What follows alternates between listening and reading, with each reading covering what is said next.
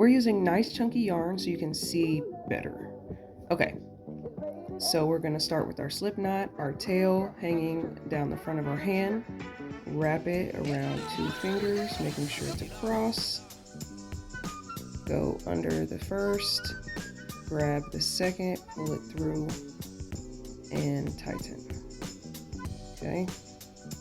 Again, the tail should not move your yarn, your loop, the side attached to the yarn should. But let's do 5. So we're gonna do 1, chain 1, 2, 3, 4, 5. Okay, now these are the V's that I'm talking about, and we know we have 5 because we don't count the chain on our hook or the loop on our hook ever. So we've got 1, 2, 3, 4, 5 V's. So that's 5 stitches. To start a new row, you'll add a turning chain. So we have our 5 stitches. We're going to chain an extra stitch. So that's number 6. And when we turn our work to work the other way, we will not work into the turning chain. Okay? When you take your yarn, typically when you're crocheting, it'll look like this. This is the back loop of your V. This is the front loop of your V. So we're working in the back loop only. So we're going to skip number 6 and go into number 5. We're doing back loop only. So we're going to go here.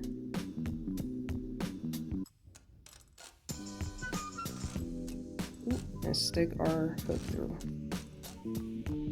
Okay, so I just went here in the 5th V. Then we're going to yarn over, pull it through, yarn over, pull it through 2.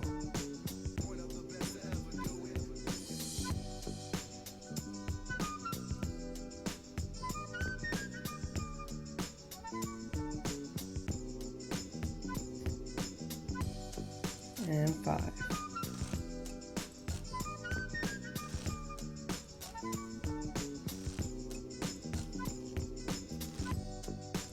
Your slip knot is not a stitch. So this here is number 5. Hold on to it with your middle finger and your thumb if it helps you keep track. Okay? So now we're going to do our turning chain.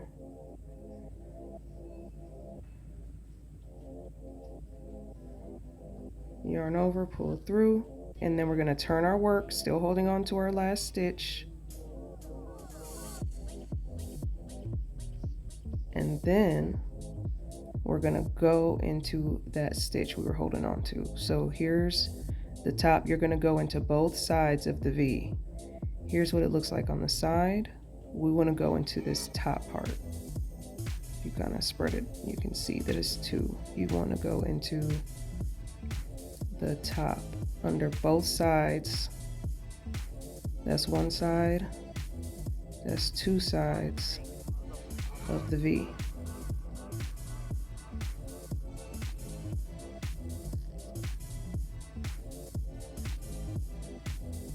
Both sides.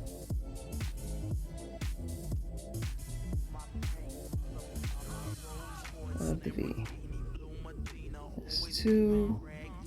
I know this is my last one because it's number 5 and I'm doing 5 stitches, but also you see a V here, and underneath that you see a bar. Okay, the bar is not a stitch. That's your turning chain. The V you want to go into both sides and do your regular single crochet or whatever stitch you're doing. Okay, then we're just going to repeat that process. Turning chain, skip the turning chain. You see how it made a bar? And then we're going to go into our first stitch for the row.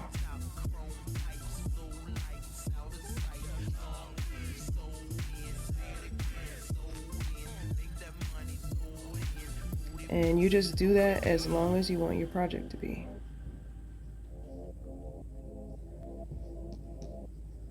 And here's what the bottom looks like.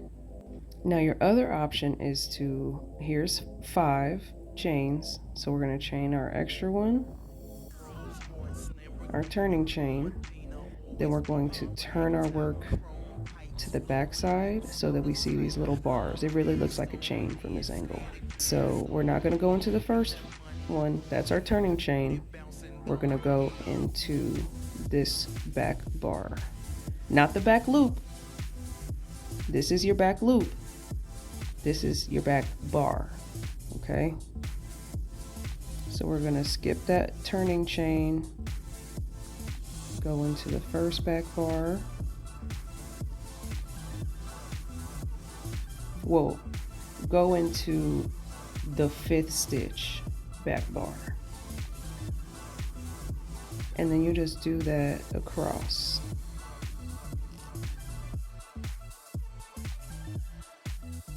Here's what the bottom looks like when you go into the back bar.